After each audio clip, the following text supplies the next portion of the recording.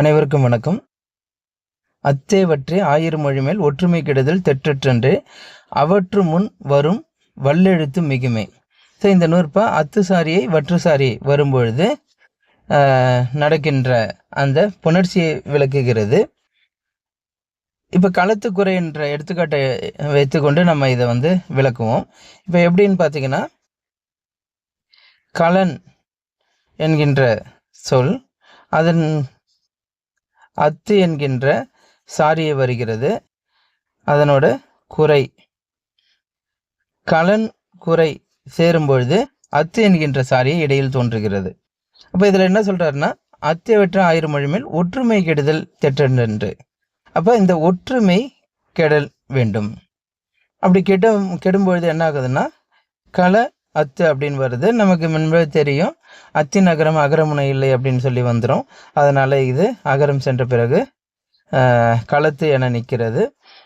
அவ்வாறு நிற்கும்போது இது வல்லின எழுத்து முதல்ல இருக்கிறதுனால இங்கே ககர ஒற்று வருது. களத்துக்குறை என வருகிறது. அதுபோல தான் அவற்றுக்கோடு. இந்த அவற்றுக்கோடுன்றதுக்கு உரையில் என்ன சொல்கிறாங்க அப்படின்னு பார்த்தீங்கன்னா, இது ஐகார ஈறு அப்படின்னு சொல்கிறாங்க. அவை என்பதாக எடுத்துக்கிறாங்க. ஆனால் உரையாசிரியர்கள் அவை என்பது அந்த மாதிரி எடுக்காமல் சில பேர் நமக்கு தெரியும் வகரையீற்று மொழிகள் பார்க்கும்போது அவ்வு, அதாவது சுட்டு முதலாகி வகரையீற்று மொழிகள் அவ்வு இவ்வு உவ்வு தெவ்வு அப்படின்றதெல்லாம் வருது. தெவ்வு கிடையாது, அவ்வு இவ்வு உவ்வு இதெல்லாம் இந்த மூன்றும் சுட்டு முதலாகியதாக வருது.